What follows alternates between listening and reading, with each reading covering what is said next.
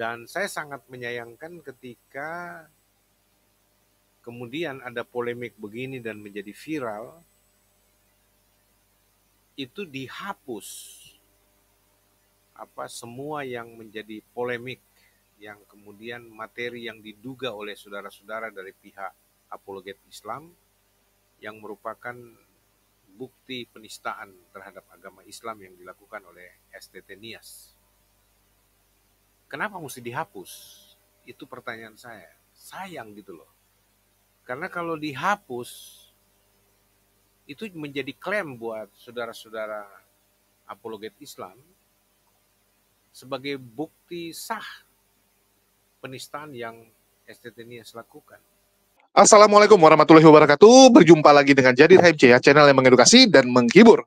Kembali kita akan membahas tentang STT Nias, teman-teman.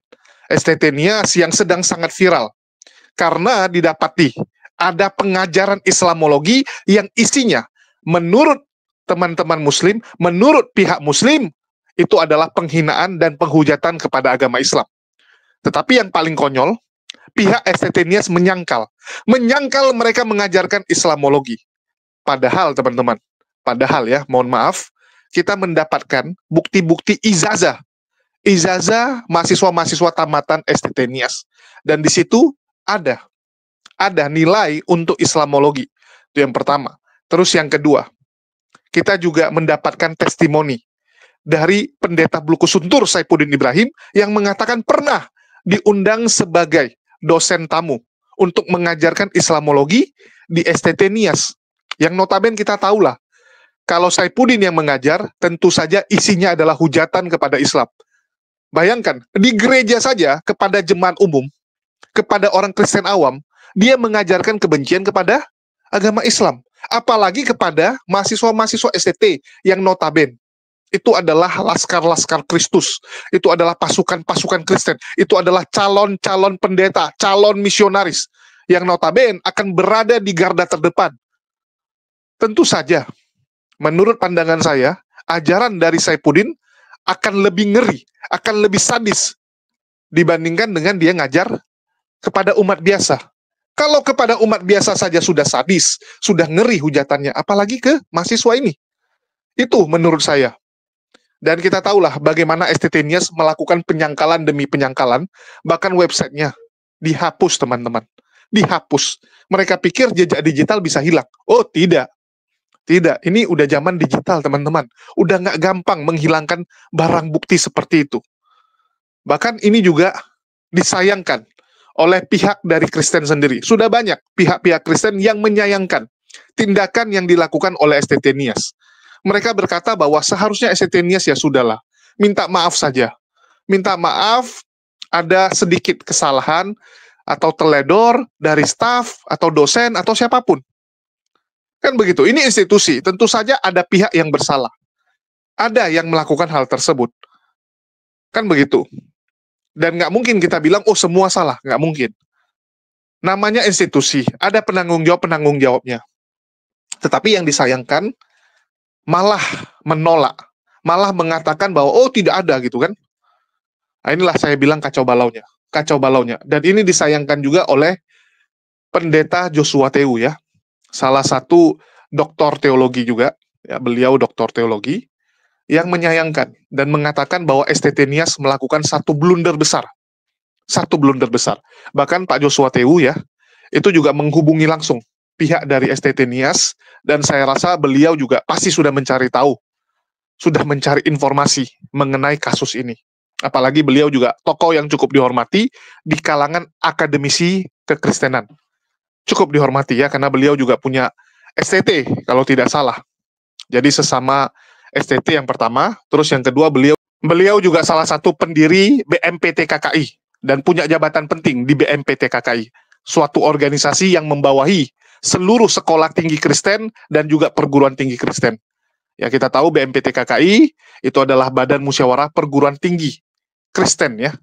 Dan sebelumnya itu ketuanya ada Pak Erastus yang sempat kontroversi, dan sekarang juga kontroversi lagi setelah Pak Erastus mundur, dan sekarang kontroversi karena pendeta Yonatan Purnomo mengakui ada kesalahan di Bible yang dipakai oleh teman-teman Kristen Protestan.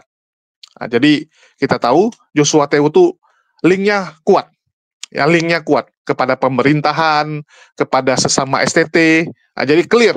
Saya rasa beliau sangat tahu lah. Jadi perlu kita dengarkan pandangan dari seorang Joshua Tewu, dan dia sendiri mengakui bahwa ini sudah sangat jelas blunder, blunder ya. Bahkan sudah jelas bahwa STT Nias itu melakukan penyerangan kepada agama lain. Kalau memang terbukti, dan memang nggak mungkin yang namanya bukti digital itu bisa dihapus, akan terkuak semuanya, apalagi kalau sudah sampai ke meja sidang. Di meja sidang semua akan dibongkar, semua akan dibuka. Karena persidangan itu bukan masalah opini, bukan masalah, wah kamu kenalan sama siapa gitu kan, bagaimana framing kamu, bagaimana cara kamu ngomong, enggak. Bukti yang berbicara, bukti ya, itu. Oke, kita dengarkan dulu dari Pendeta Joshua Tewu. Dan saya sangat menyayangkan ketika kemudian ada polemik begini dan menjadi viral, itu dihapus semua yang menjadi polemik, yang kemudian materi yang diduga oleh saudara-saudara dari pihak apologet Islam yang merupakan bukti penistaan terhadap agama Islam yang dilakukan oleh STT Nias. Kenapa mesti dihapus? Itu pertanyaan saya. Sayang gitu loh. Karena kalau dihapus, itu menjadi klaim buat saudara-saudara apologet Islam sebagai bukti sah penistaan yang STT Nias lakukan. Dan kedua, yang saya anggap blunder dilakukan oleh pihak STT Nias, yaitu ketua STT-nya, Pak Fonseca, kalau saya nggak salah, itu saya lihat dari bahasan Rudi Layar Teologi ya. Sebagai ketua STT, itu menyangkali semua apa yang sedang beredar viral di media sosial, saudara-saudara. Ya, baik masalah konten itu, maupun boleh dikata secara tidak langsung maupun langsung, ketua STT dengan jajarannya mengatakan mereka tidak tahu menahu soal itu.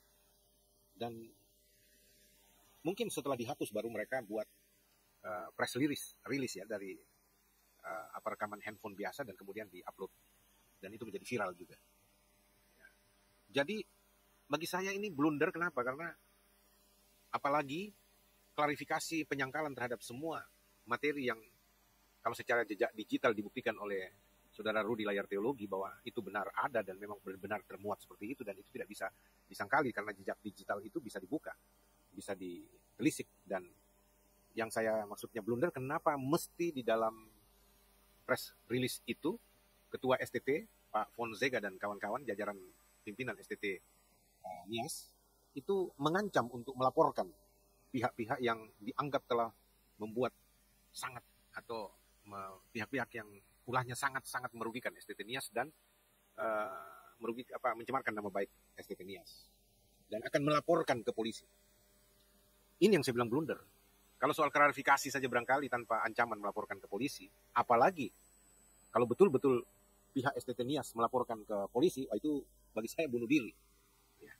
Karena kalau sampai itu ditanggapi serius oleh polisi dan sampai kepada pengadilan meja hijau, saya berani garansi bahwa STT Nias akan terbukti sah dan kalah mutlak di dalam pertarungan argumentasi pembelaan dirinya. Dan itu pasti akan berujung penutupan dari STT Nias itu sendiri. Dan ini yang saya bilang, saya sedih karena anak-anak yang kuliah itu yang jadi korban, saudara-saudara. Dan itu sebabnya saya himbau dari sini, lebih bagus STT Nias jangan membuat laporan polisi. Percuma saja. Ya. Dan itu lebih berdampak jadi bumerang. Ya. Apalagi kalau nanti ternyata di kalangan internal STT Nias dengan pengurus Yayasan Kudus yang menaungi STT Nias yang dipimpin oleh Pak Radius itu dihapus. Bahkan kalau saya nggak salah dari bahasan saudara Rudi Layar Teologi mengatakan bahwa itu sampai di statuta bisa dihapus. Itu kan barang yang tidak masuk akal, tetapi dilakukan untuk menghilangkan nama Pak Radius dari sangkut paut dengan STT Nias sebagai ketua yayasan yang melindungi, mengayomi STT Nias. Dan saya dengar bahwa beliau adalah seorang advokat. Saya berusaha untuk kontak beliau untuk menanyakan hal itu, dan kami miss terus, artinya miss telepon. Waktu saya telepon tidak dijawab, tapi beliau WA dan saya juga balas WA ingin berbicara, minta waktu untuk kasus atau masalah dengan STT Nias ini. Ya, dan saya tawarkan bagaimana kita coba pikirkan solusi terbaik untuk STT Nias ini. Dan beliau kemudian telepon. Tapi saya ternyata tidak melihat karena kesibukan lain. Ya, nanti setelah saya lihat, waduh, sudah sekitar berapa puluh menit ya. Baru saya coba kontak lagi beliau, ternyata tidak bersambut lagi, tidak dijawab. Dan itu sebabnya sampai sekarang ini saya tidak mendapat kontak, tidak terlibat pembicaraan langsung. Ya, tetapi sekali lagi saya disclaimer bahwa saya tidak dalam rangka untuk mendiskreditkan STT Nias, apalagi menghakimi STT Nias, tidak. Ya, dan saya hanya ingin memberikan himbauan terbuka karena susah saya cari nomor telepon dari ketua STT Nias, Pak Fonseca, yang melakukan konferensi pers internal mereka atau semacam klarifikasi mereka, tetapi saya tidak dapatkan nomor beliau. Nah, itu sebabnya saya secara terbuka seperti ini menghimbau, sudahlah berhenti, nggak usah dilaporkan ke polisi, percuma saja, dan kedua itu bisa jadi bumerang buat STT Nias sendiri. Karena di pengadilan pasti akan dibuka itu, ya. Nah, kalau sudah sampai ke pengadilan pasti akan dibuka. Karena bicara pengadilan ini pasti bicara bukti, bukan bicara narasi orang membela diri dan sebagainya. Enggak, itu bicara bukti. Dan kalau perintah pengadilan mengatakan kepada apa istilah kalau provider itu yang dia pakai untuk sewa situs websitenya gitu, itu pasti akan dibongkar. Apalagi kode 404 yang kalau kita buka STT Nias di Google itu muncul 404. Itu bicara soal data itu disembunyikan, tidak dihapus, tapi ditutup, dan tidak bisa siapapun yang melihat atau berusaha melihat kecuali admin itu sendiri yang melakukan penutupan, melakukan private penyembunyian konten materi itu. Jadi itu sebabnya sekali lagi buat Dr. Fonseca, Ketua STT Nias dan jajarannya, saya berharap jangan dilaporkan, nggak usah. Kalau mereka yang laporkan, ya silahkan saja, tidak apa-apa. Nanti bagaimana caranya untuk coba berbicara, atau lebih bagus ditempuh jalan damai untuk coba membicarakan hal ini dengan baik. Pasti ada caranya. Ya, saya sih punya cara, tapi saya nggak buka di sini. Ya, saya punya cara untuk menyelesaikan masalah ini. Saya tahu jalurnya dan bagaimana caranya untuk menyelesaikan persoalan ini supaya tidak perlu sampai makan korban dalam pengertian penutupan institusi dan menjadi korban anak-anak, dan apalagi bicara soal pidana dan sebagainya. Enggak, gitu ya. Karena apa? Kalau kita mau berbicara penyeimbangan, itu dari pihak apologet Islam juga mungkin boleh dikata prosentasenya lebih besar penistaan, pelecehan, penghinaan terhadap kekristenan dibandingkan Kristen sendiri, apologet Kristen maksudnya. Jadi itu sebabnya saya bilang di judul saya bahwa jangan contoh apologet Islam, karena apologet Islam memang memanfaatkan sekecil apapun ya, bahan dari apologet Kristen untuk dipakai, yaitu menyerang kekristenan. Ya, itu sudah tidak bisa disangkali di berbagai YouTube atau TikTok dari saudara-saudara apologet Islam, jelas sekali ya, bahwa apapun mereka akan lakukan, tidak ada dasar atau tidak ada bahan yang mereka bisa lakukan pun mereka ciptakan bahan sendiri untuk melakukan penistaan agama terhadap kekristenan.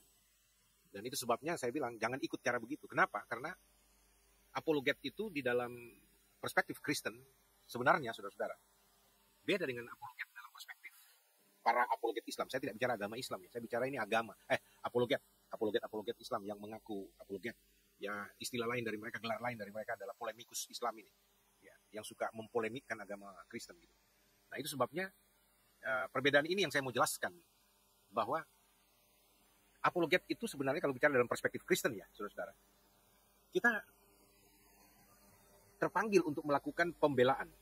Saya bahkan suka bilang begini, berapologet itu adalah seni membela, mempertahankan, dan mempertanggungjawabkan iman Kristen tanpa menyerang agama atau sistem kepercayaan orang, bahkan oknum dari agama tertentu yang melakukan penyerangan iman terhadap kekristenan, gitu loh.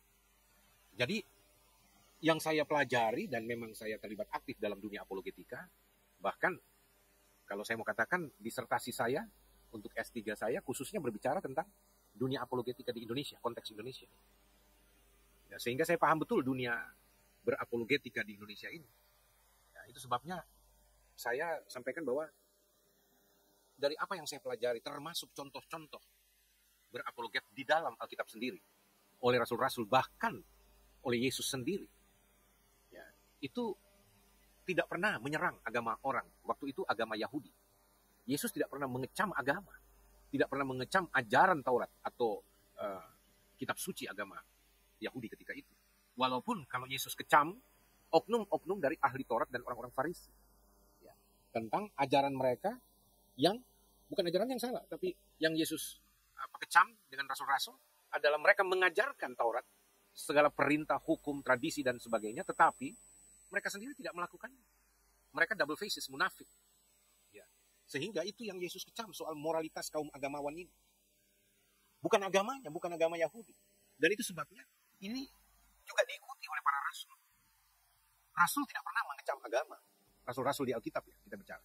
Tidak pernah mengecam agama Yahudi, menyerang agama Yahudi. Ya pada waktu itu agama cuma Yahudi, satu-satunya agama yang benar ketika itu. Di zaman Yesus dan rasul-rasul. Ya. Sehingga kita belajar bagaimana ketika mereka memberitakan Injil dan harus mempertanggungjawabkan Injil tentang Yesus Kristus yang para rasul lakukan, itu yang mesti menjadi teladan buat kita orang-orang Kristen. Tapi sayangnya, apologet Kristen sekarang saya juga bingung. Katanya berapologet, tetapi menyerang agama orang. Ya, menyerang sistem kepercayaan orang. Melecehkan bahkan menistakan agama orang. Menghina simbol-simbol dan kemudian menghina ya junjungan mereka. Saya banyak dapatkan dan itu sudah berseliweran. Anda bisa buka sendiri di YouTube. Kristen pun banyak itu yang mengaku Kristen, channel-channel Kristen, apologet Kristen termasuk di TikTok itu. Itu luar biasa. Mau pendeta yang punya nama, ya, maupun yang ya baru muncul kemarin tidak punya nama dan sebagainya. Tapi mereka dengan masif sekali untuk menyerang. Alasannya membalas. Ya, saya mau katakan dalam konsep kita, dalam perspektif apologetika Kristen itu tidak ada istilah membalas. Ya. Kalau Anda baca 1 Petrus 3, 15 dan 16 yang menjadi dasar berapologet di Kristen ini, kita berbicara bahwa kita harus siap sedia untuk memberi pertanggungan jawab terhadap orang-orang yang meminta pertanggungan jawab kita terhadap Kristus Yesus yang kita imani dan percayai sebagai Tuhan. Ya. Jadi, apologet itu bicara orang-orang yang terpanggil untuk melakukan pembelaan iman, mempertahankan iman, dan memberikan pertanggungan jawab iman terhadap orang-orang yang meminta pertanggungan jawab itu. Dan sifatnya begini, kalau orang mempertanyakan kekristenan kita, iman kita, namanya bertanya kita jawab, tapi tidak perlu balik bertanya dalam muatan menyerang atau mendiskreditkan, langsung apa tidak langsung. Kedua, orang kalau kabur terhadap apa yang kita percayai, tugas kita memberikan klarifikasi, menjelaskan. Lalu kemudian kalau orang bengkokkan ajaran Kristen, tugas kita meluruskan. Ya, bukan balas menyerang atau membengkokkan bahkan mematahkan mereka. Kita jadi aja begitu. Lalu kalau kemudian orang istilahnya melakukan penghinaan, penistaan kepada kekristenan, kita nggak menganut hukum Taurat. Mata ganti mata, gigi ganti gigi, ya, maki balas maki, nista balas nista. Nah, seperti itu kita diajarkan. Bahkan kita diajarkan untuk mengampuni mereka karena mereka tidak tahu apa yang mereka perbuat. Ya. Dan saya heran sekarang banyak orang yang mengaku apologet Kristen, tetapi waduh, keras sekali di dalam melakukan perlawanan, penyerangan, ya, bahkan penistaan yang begitu rupa, yang maki-maki dengan menggunakan istilah-istilah pedofil, apa segala macam yang tidak pantas kepada nabi orang dan seterusnya. Bagi saya ini bukan apologet Kristen, ini agresor Kristen. Ya. Dan jujur saya secara pribadi juga malu kalau ditanyakan kenapa orang-orang Kristen begitu ganas kalau menyerang Islam ya. Kadang-kadang saya juga berseloroh bercanda, ya kayaknya sama aja. Dari pihak apologet Islam juga mungkin lebih sadis lagi, tetapi kan itu jawaban yang istilahnya ya untuk mengimbangkan saja, tetapi sebenarnya yang mereka tanya kan, ya katanya kan selalu ajarannya kasih. Nah, seperti yang diteriakin Bang Zuma terus itu. Dan seolah-olah STT-Nias mewakili seluruh kekristenan. Salah Zuma. Kamu jangan pakai kesempatan ini juga lalu memperintil, membangun narasi. Seolah-olah Kristen itu membangun STT tunggal yang namanya STT-Nias. Lalu mewakili kekristenan se-Indonesia. Dan dengan itu melakukan penistaan, memang punya perencanaan yang terstruktur, sistematik dan masif untuk melakukan penyerangan, penistaan terhadap Islam. Dan itu sebabnya Anda berjuang untuk meluruskan dan mengklaim bahwa kekristenan sudah diwakili dan menunjukkan, membuktikan bahwa itu bohong. Slogan yang mengatakan bahwa kekristenan itu agama kasih. Kamu lebay Zuma. Ya, jangan bermain tricky kayak begitu untuk menyerang kekristenan dengan pakai kasus STT-Nias ini. Itu nggak fair. Kalau kamu jadi apologet yang sehat, mestinya harus proporsional gitu loh, bukan apa namanya bermain tricky gitu loh, licik untuk memanfaatkan ini untuk kemudian membangun kesempatan dan menggalang provokasi kemana-mana untuk menyerang kekristenan. Jangan begitu dong, nggak fair kamu seperti itu. Kalau teman-teman barangkali bertanya, Pak Joshua gimana? Saya bilang, saya sendiri terlibat aktif dialog lintas agama. Bahkan saya mau katakan begini ya, karena ini sebagai contoh saja, teladan yang saya coba berikan dalam menggeluti dunia apologetika. Ya. Saya beberapa kali diundang di beberapa pesantren, tapi saya nggak usah sebutkan yang lain. Seperti satu saja yang bisa disebutkan, dan itu sudah menjadi kesepakatan kita dulu. Ya, misalkan di pesantren Al-Ikhtidat Bambu Apus. Ya, itu saya diundang oleh yang mengaku kristolog dan apologet Kristen pada waktu itu, almarhum Insan Mokuginta. Saya datang dengan tim saya, ada satu kawan pendeta yang mendampingi dan tim saya untuk membawa perangkat video kamera untuk merekam sebagai dokumentasi. Ya, itu saya sudah laporkan juga dan disetujui, dan saya diundang sebagai pakar kristolog dari Kristen. Dalam undangan mereka begitu, ya, untuk menjelaskan konsep kristologi dalam Kristen, karena mereka juga mengaku mereka itu kristolog. Ya, mereka juga adalah orang-orang yang dianggap ahli tentang kristologi, tapi dalam versi Islam, perspektif Islam. Walaupun mereka mengatakan, oh bukan cuma perspektif Islam, kami kuasai kristologi Alkitab. Walaupun ya kita tahu sama-sama, klaim itu nggak benar, karena ya tetap saja perspektif Islam yang dibawa, perspektif Al-Quran yang dibawa untuk membangun sebuah konsep kristologi. Makanya saya katakan kristolog Islam seperti almarhum Insan Mokuginta dan banyak yang lain-lainnya ini, ya itu hak mereka saja, bahkan hak mereka untuk bermegah, seolah-olah mereka hebat, tahu, pinter, seolah-olah mereka menguasai kristologi Kristen, ya itu biar aja. Tetapi kan kita tahu, kita bisa nilai isi kepala mereka dan pengetahuan mereka bagaimana, ya kita sendiri yang tahu lah. Itu lebih banyak cuma bermegah saja tapi tanpa dasar, atau punya pemahaman yang keliru, menyimpang. Nah, tapi nggak apa-apa. Nah, singkatnya, saya datang sebagai ahli, sebagai dosen tamu, memberikan kuliah umum di pesantren Al-Ikhtidat di Bambu Apus. Itu santri-santrinya semua ada, dan bahkan saya disodorkan kurang lebih 25 pertanyaan ketika itu. Ya. Dan saya menjawab semua sambil ya gaya saya menjawab dengan cara saya, gaya saya, style saya, dan mereka akhirnya bisa dengar. Dan saya leluasa menyampaikan tentang Yesus Alkitab. Bahkan saya create itu menjadi sebuah penginjilan tidak langsung dalam jawaban-jawaban yang saya berikan kepada mereka, dan mereka enjoy saja menerimanya. Dan bahkan saya tantang pada waktu itu, ya, dengan gaya bahasa saya ketika itu, ya, bahwa kalau misalkan apologet Islam atau kristolog Islam atau dai para dai yang dilatih di pesantren ini, ya memang punya misi untuk islamisasi Indonesia, itu sah-sah saja saya bilang. Silakan, upayakanlah, berjuanglah untuk mengislamkan seluruh Indonesia. Ya, tetapi dengan cara-cara yang benar, cara-cara yang mulia, cara-cara yang berakhlak luhur, seperti ajaran Nabi misalkan. Saya katakan begitu. Ya. Lalu kemudian saya bilang, saya pun sebagai misionaris, sebagai hamba Tuhan, sebagai pemberita Injil, sebagai seorang apologet, saya juga punya misi yang sama untuk mengkristenkan seluruh Indonesia, supaya semua orang menjadi pengikut Kristus. Kenapa? Karena dalam iman Kristen, saya percaya dan saya pegang, saya aminkan sekali, bahwa hanya melalui Yesus Kristus orang bisa diselamatkan. Di luar Yesus tidak ada keselamatan. Ya, dan itu sebabnya saya juga mau menerima undangan Anda untuk berbicara tentang kristologi, tentang Kristus yang ada di Alkitab yang saya percayai, imani sebagai Tuhan, sebagai juru selamat satu-satunya. Agar apa? Saudara mendengarkan Injil, dan supaya saudara menerima Yesus, ya, supaya saudara diselamatkan. Alias saya ada di sini di depan saudara ini, di pesantren saudara, untuk mengkristenkan saudara. Mereka tepuk tangan, saudara-saudara. Teman-teman di Al-Ikhtidat, ada rekamannya. Beberapa potongan itu sudah dimuat di YouTube, tidak tahu saya dari pihak mana yang naikkan, bukan saya. Yang naikkan waktu saya pakai jas orange, itu jas alma mater dari STT saya.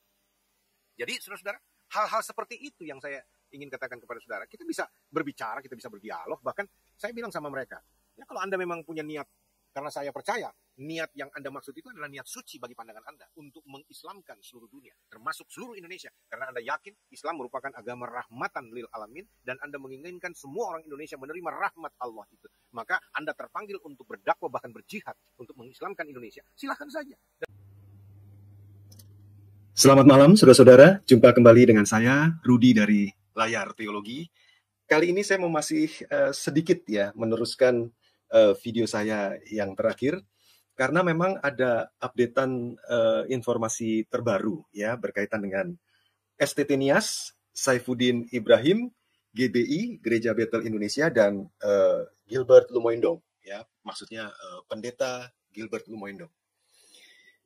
Di judul saudara bisa melihat subjudulnya itu metode pekabaran Injil konflik, apakah masih relevan ya? Apakah masih cocok atau pas untuk konteks saat ini? Ya, apakah metode konflik ini pas di tengah konteks di mana umat Muslim adalah pemeluk agama yang paling banyak di Indonesia. Ya. Nah, saudara-saudara, sebentar. Iya. Oke, kita bisa langsung saja. Ya. Jadi saya ingin menanggapi video Saifuddin Ibrahim ya berkaitan dengan STT Nias.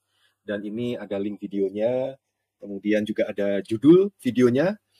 Ya, di situ tertulis Saifuddin Ibrahim sedang live sekarang ya, STT Nias lagi viral. Maksudnya kemarin ya ketika dia lagi nge-live ini kemarin ini. Saya nggak tahu apakah deketan sama saya lagi live juga apa enggak ya. Iya, tapi saudara lihat ya bahwa pernyataan di sini, pernyataan Pak Saifuddin yang keras di sini juga ya, itu diletakkan di dalam konteks pelayanan. Nah, saudara bisa lihat ya di bawahnya ini. Ya, di bawahnya tertulis kan, bantu pelayanan lewat beberapa rekening bank, termasuk Bank of America miliknya Pak Saifuddin sendiri. Ya, ini ya berkaitan dengan nanti sih, ya, bahwa apa yang kita dengar begitu keras ya, itu bisa dilihat sebagai bagian komitmen iman atau apa iman gitu ya. Ya, nah itu nanti bisa kita lihat. Nah, tapi sekarang kita langsung saja mendengar dulu potongan video ya sekitar 3 menit 40 detik potongan video dari Pak Saifuddin sendiri di sini. Ya, sebentar saya cari dulu videonya. Oke. Kita dengerin dulu ya saudara-saudara. Nah, video ini karena cukup panjang ya, hampir 26 menit, tapi saya potong menjadi 3 menit 40 detik. Ya. Nah, di sini ada bagian tertentu yang saya oper ya karena memang Pak Saifuddin ini sedang membicarakan soal STT itu. Ya, jadi setelah ngomong banyak-banyak ya soal STT itu saya gabungin begitu ya. Jadi tidak betul-betul berurutan, tetapi saya yakin bahwa ini tidak memelintir apapun konten dari Pak Saifuddin sendiri. Nah, sekarang kita lihat saudara-saudara video ini. STT Nias, Sekolah Tinggi Teologi Nias. Saya pernah menjadi dosen tamu di sana, kuliah umum. Saya mengajar Islamologi. Itu adalah untuk konsumsi pribadi. Tidak diajarkan keluar. Hanya karena kalian yang mengambil hack. Itu,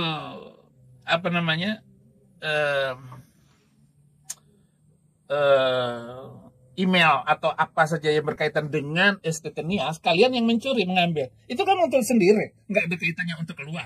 Adapun yang diajarkan saya dulu adalah bagaimana menginjil dan bagaimana memberitakan Injil. Seorang mahasiswa itu harus tampil sedemikian rupa. Apa saja yang kita sampaikan di dalam penginjilan, jangan takut. Termasuk Allah itu adalah 666. Berarti Lucifer. Emang Lucifer? Nabi kamu itu Lucifer. Apa sih urusannya? Emang jahat. Keyakinanmu itu salah total. Maka harus dihapuskan di muka bumi ini. Seluruh pengajaran kalian harus dihapuskan di muka bumi ini supaya seluruh dunia hidup toleransi dan damai. Sebagai seorang akademisi untuk Islamologi, karena saya yang sudah membuat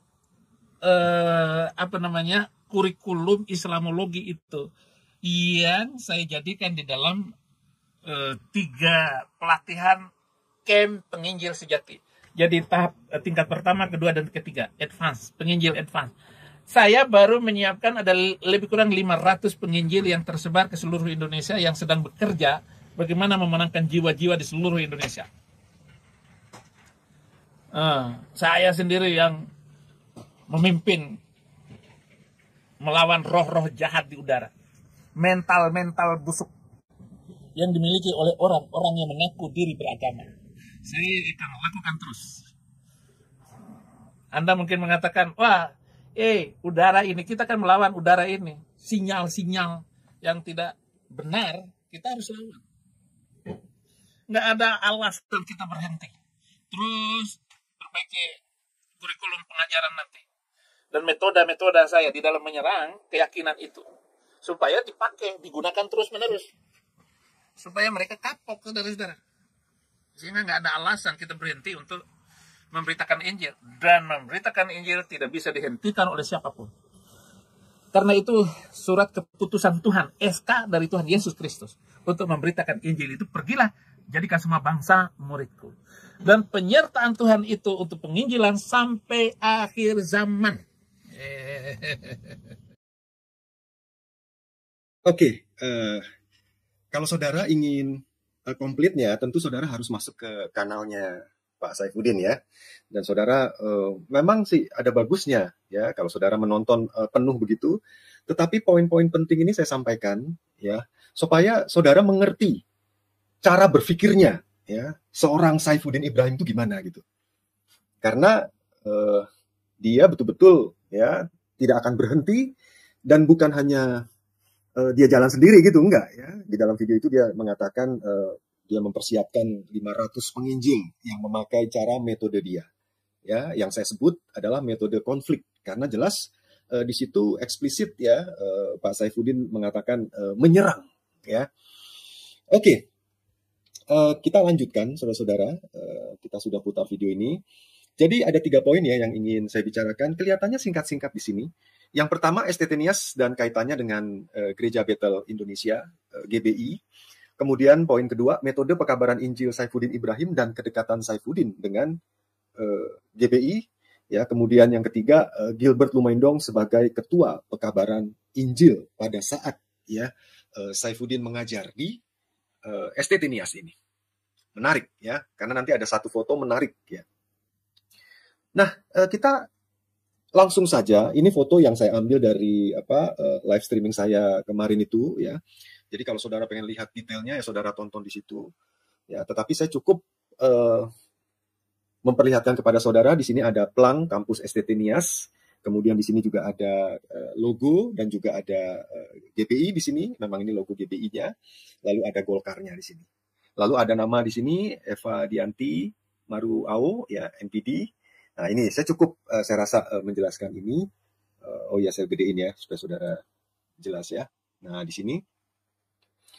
Oke, jadi sebetulnya kalau saudara menonton sebentar saudara. Saya lihat dulu. Ini oke, suaranya bagus ya. Jelas saudara dengar ya. Nah, jadi kalau saudara nonton live streaming saya kemarin, saudara pasti bisa menangkap sesuatu di sini gitu loh. Tapi saya tidak mau mengeksplisitkan karena siapa yang buat kurikulum itu. Nah, itu kan kita nggak bisa cuma duga-duga lalu kita ngambil kesimpulan ya. Kita harus memastikan. Dan nggak menyangka totonya Pak Saifuddin mengakui di video itu ya dia yang membuat kurikulum, dia yang mentraining ya kan dengan 3 level training di situ ya, macam-macam di situ. Dan uraian saya juga sebetulnya berkaitan dengan videonya Pak Saifuddin sendiri ya. Nah, jadi saudara lihat ya bahwa yang ada namanya Eva Dianti Maruau itu nama lengkapnya adalah ada tabitanya ya sebagai pembina Yayasan Kudus Mandiri ya yang mengelola ini ya STT-NIAS ini dengan ketua STT-NIAS yang udah kemarin saya jelasin ya ada problem macam-macam ya. Ibu Tabita sendiri adalah istri dari almarhum Dr. Timotius Gea ya, jadi sudah almarhum November 2018 ya. Nah jadi saudara perhatikan di situ memang menyolok sekali eksplisit ya ada GBI di sini ya. Di sini ada tulisannya GBI. Kita lanjutkan, ini adalah turut ya berduka cita ya dari keluarga besar BPH GBI Jakarta di sini ya atas namanya ketua umum yang ditujukan untuk pendeta Timotius Gea ya yang sudah menyelesaikan perjuangan ya. Jadi selamat tinggal gitu. Nah, saudara lihat ya bahwa almarhum Timotius Gea ya itu sebelum meninggal itu menjabat sebagai PLT Ketua BPD GBI Kepulauan Nias. Jadi memang punya posisi yang terhormat di sini. Ya hampir tidak mungkin ya GBI tidak mengenal sosok yang terhormat ya almarhum Pak Timotius Gea. Ya hampir tidak mungkin karena yang bertanda tangan di ucapan bela sungkawa juga ketua umumnya ya Pendeta Dr. Japarlin Marbun. Ya, jadi nggak main-main, bukannya apa namanya, orang yang tidak punya jabatan yang memberikan turut belasungkawa, tapi memang betul ketua umumnya. Dan ini juga almarhum Pak Timotius ini juga sebagai PLT ketua BPD GBI Kepulauan Nias. Ya, jadi betul termasuk orang penting. Ya, dan di sini dikatakan sebagai tokoh pendiri STT Nias, sebagai gembala GBI Jalan Golkar, ya kemudian BPD Kepulauan Nias. Ya, jadi sudah pasti terkait ya antara STT Nias dengan GBI, ya Gereja Bethel Indonesia. Saya rasa itu cukup. Ya. Luar biasa ya teman-teman. Bahkan Joshua Tehu memperingatkan agar teman-teman Kristen jangan terprovokasi oleh orang-orang seperti ini. Jangan terprovokasi oleh apologet agamawi. Ya, jadi apologet jadi-jadian ini. Karena yang namanya apologet Kristen itu adalah pembelaan kepada iman Kristen, bukan penghujatan kepada agama lain. Nggak ada. Kan begitu. Bahkan Joshua Tehu mengakui bahwa ini adalah blunder besar dan mengatakan bahwa ini adalah bukti sah bahwa STT Nias ketakutan. Dengan menghilangkan bahan Islamologi tersebut, itu bukti ada ketakutan. Ada ketakutan, teman-teman. Oke? Terus, dipertegas juga ya, apologet itu nggak seperti itu, teman-teman. Yesus sendiri nggak pernah mengajarkan untuk menyerang, menghujat keyakinan orang lain. Yang diserang Yesus adalah orang-orang, oknum-oknum, ahli-ahli Taurat, yang mereka anggap sebagai munafik. Yang dianggap Yesus dan diajarkan kepada murid-muridnya, jangan seperti orang-orang itu. Ya, orang Farisi, ahli Taurat. Kenapa? Mereka ngerti isinya, mereka tahu teorinya, tapi mereka munafik, mereka tidak menjalankannya. Kan begitu. Munafikun ini yang dilawan. Ya sama, saya juga punya prinsip yang kita lawan adalah orang-orangnya, oknum-oknum munafiknya, oknum-oknum yang merusak. Itulah saya bilang, bagi teman-teman Kristen yang awam, yang terprovokasi oleh channel-channel Polycardos, kalian cek ulang apa yang saya sampaikan. Dari dulu ya, saya konsisten melawan Polycardos. Polycardos itu adalah polemikus yang dibayar dengan kardus uang. Mereka membuat polemik, mereka mengadu domba, mereka merusak, mereka menghujat agama orang lain. Itu yang saya lawan. Saya nggak ada masalah dengan kekristenan, nggak ada. Saudara saya, teman saya, lebih banyak Kristen daripada Muslim. Silakan dicek. Ya, teman-teman nongkrong saya lebih banyak Kristen. Orang-orang yang ada di nomor kontak saya lebih banyak yang Kristen. Jadi nggak mungkin saya menyerang agama Kristen. Yang saya serang oknum-oknum yang jahat ini. Yang gara-gara mereka, teman-teman Kristen saya jadi susah. Teman-teman Kristen saya jadi korban. Bagaimana pandangan umat Muslim awam terhadap Kristen jadi jelek sekarang. Gara-gara apa? Gara-gara teman-teman Muslim itu setiap hari mendengarkan hujatan Polycardos. Gara-gara hujatan mereka lah hubungan kita jadi jelek. Ini yang saya nggak mau. Itulah saya konsisten melawan mereka. Melawan oknum-oknum ini. Kita tegak lurus kepada merah putih, teman-teman. Ya, tegak lurus kepada merah putih. Untuk melawan Polycardos busuk ini. Mereka lah biang kerok ini. Mereka lah yang harus kita basmi. Dan sekali lagi, berapologet adalah membela iman. Membela iman, bukan menyerang iman. Ya, ini yang harus digarisbawahi. Membela iman artinya kamu membela iman kamu, bukan menyerang iman orang lain, bukan menyerang agama lain. Ini yang selalu disalahartikan. Banyak teman-teman yang menjadi laskar Polycardos hanya karena euforia, karena kebencian kepada Islam. Saya lihat itu banyak ya orang-orang Kristen awam yang tertipu dengan Polycardos ini, yang seakan-akan mereka ini pembela iman Kristen, seakan-akan mereka inilah yang berada di garda terdepan melawan umat Muslim yang menzolimi mereka. Enggak ada itu, teman-teman. Bukan dengan cara seperti itu. Bukan. Ya. Bagaimana memperlakukan orang yang jahat sama kita? Kita balas dengan kebaikan. Itu sama dengan menaruh bara api di atas kepala mereka. Betul tidak? Yesus mengajarkan itu. Ada orang jahat sama kamu. Nggak perlu kamu balas dengan kejahatan. Balaslah dengan kebaikan. Itu udah sama dengan menaruh bara api, teman-teman. Taruh bara api di atas kepalanya. Sama seperti Wak Labu kan, dia ngaku apa? Waktu dia kesusahan, yang nolong malah Muslim. Udah Sondi, nolongin dia kemarin. Dia bilang itu seperti menaruh bara api di atas kepala dia. Artinya apa? Itulah realitanya, teman-teman. Itulah realitanya. Mereka ini cuma penghujat. Mereka ini cuma penghujat. Polycardos itu cuma merusak.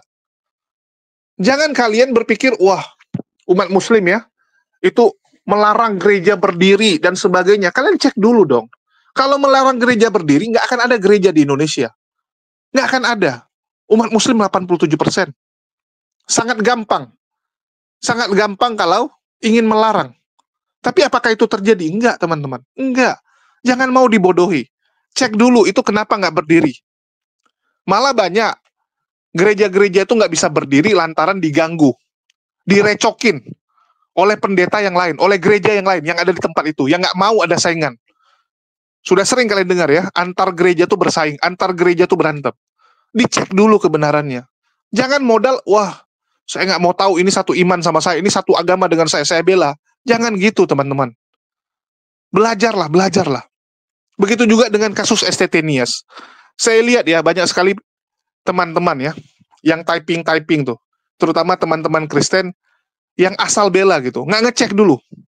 Mengatakan apa? Oh, STT Nias harus seperti itu. Bahkan ada yang bilang apa? Harus seperti itu. Karena Islam duluan. Kita juga harus keras kepada Islam. Kita harus lawan Islam. Apa-apaan ini, teman-teman? Kok malah memprovokasi? Kok malah memperkeruh keadaan? Nggak boleh seperti itu. Nggak boleh, teman-teman. Tolonglah. Kita ini satu NKRI.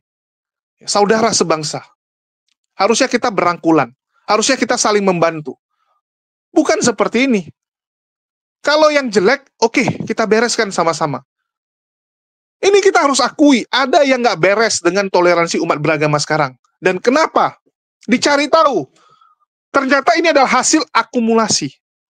Bagaimana umat muslim resah. Bagaimana umat muslim marah. Karena hujatan-hujatan yang dilakukan Polycarpus. Mulai dari Paul Jang, Saifuddin ya. Terus Dewi Bulan, Sofiatul. Yang mereka anggap, kok nggak ada penegakan hukumnya gitu. Kok sampai sekarang Saifuddin bisa dengan enak, dengan lantang menghujat agama Islam dari luar negeri. Ini kan hasil dari akumulasi tersebut. Marah. Dan kita nggak melihat teman-teman Kristen mencoba meredam itu. Nggak mencoba meredam kemarahan umat muslim. Betul tidak? Nggak ada gitu. Yang dibutuhkan umat muslim sekarang adalah tokoh-tokoh dari kekristenan, angkat bicara, mengutuk keras tindakan yang dilakukan Saifuddin, mengutuk keras apa yang dilakukan oleh Paul Jang. Ya. Begitu juga dengan Agatha yang sekarang lagi ngetren, Metatron dan sebagainya. Kita butuh orang-orang seperti Joshua Tewu yang sekarang berani speak up, yang berani ngomong, mengatakan bahwa ini salah. Umat muslim berhak marah, karena memang agamanya sedang dihina. Kita butuh orang-orang yang mau bergandengan tangan. Tapi bukan munafikun ya. Sekali lagi, orang yang benar-benar punya prinsip, orang yang benar-benar itu berani berdiri di atas kebenaran. Itu yang kita butuhkan. Jangan seperti, ya mohon maaf saya katakan, dosma, NKRI, demi toleransi, ya, demi toleransi yang dilaporkan cuman Islam. Kristennya mana? Oh, Kristennya janganlah, itu kan akademis, ya. Diskusilah secara akademis. Pret. Kita butuh orang-orang yang jujur, orang-orang yang lurus, bukan yang munafik. Kalau mau bersama standing, oke. Ya, sama-sama kita lawan Polycarpus ini. Dan untuk STT Nias saya rasa sudah sangat clear. Ya, saya mendapati info bahwa dari Polres Nias agak lambat perkembangannya, bahkan cenderung, ya saya katakan cenderung agak susah mungkin. Karena memang kondisi Nias kita tahu sendiri, dan sekarang juga sudah mau pilkada, ya sudah mau pilkada, jadi itu jadi bahan pertimbangan juga. Dan saya berharap kasus-kasus seperti ini, apalagi ini sudah nasional, viralnya nasional, itu bisa diambil alih oleh Mabes.